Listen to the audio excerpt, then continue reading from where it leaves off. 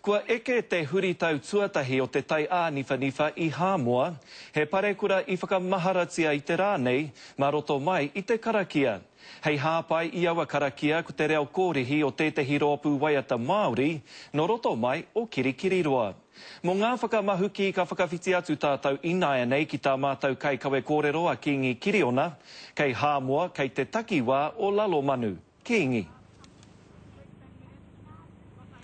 Shane, I tēnei rā, ko tahi tau ki muri I whati mai a para whenua mea ki konei, ki te taha rāwhiti o Upolu, I tētahi rū whenua neke noa atu I te waru tōna kaha. Ko tahi rau e whātekau mā toru ngā tāngata I hinga, e whātekau mā iwa o aua tāngata I whakamaharatia I Lalomanu. Ka ati ko etahi o te hunga I tai atu ki ngā whakamaharatanga I tēnei ata, he Māori no te tira waiata e kia nei ko te Hamilton Community Gospel Choir.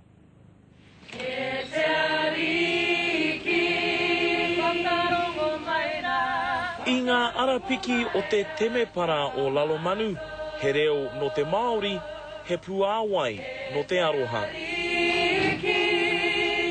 We came to just support the kaupapa, being the anniversary of the tsunami, and of course we've got Samoans in our choir as well, and we're here to support them.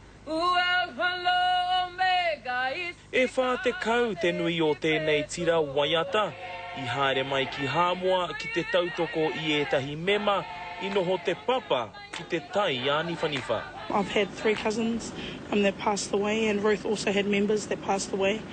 And straight away the choir just went into family mode.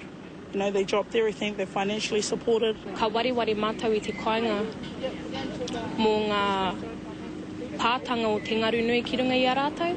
I tīmata ngā mahi tautoko a tēnei tira no Kirikiriroa, I te hiko I whakamaumahara I te atapō.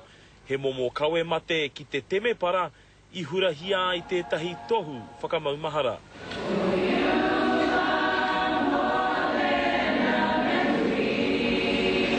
Atu I ngā karakia I whai wā ngā whānau pani ki te rurutu roimata. It's pretty hard coming back and seeing all the destruction still being here, and all the pain, but to have a choir like this for all the way from New Zealand and even from Waikato, got to represent, you know, they're there, man. Ko tahi tau I muri nei mārama tonu ana te kite I ngā hua o te parekura.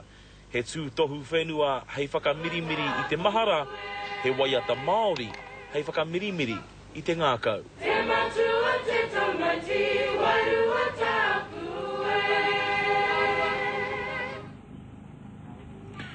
Ko tētahi whānau I tuku whakamaumaharatanga I te karakia I Lalomanu ko te whānau taufua, te kaumātoru ngā mema o te whānau nei I parekuratia e te tai āniwhaniwha. E waru o aua mema kei muri nei e takoto ana, ka tahi anō kahuraina ngā kōhatu whakamaumahara I a rātou.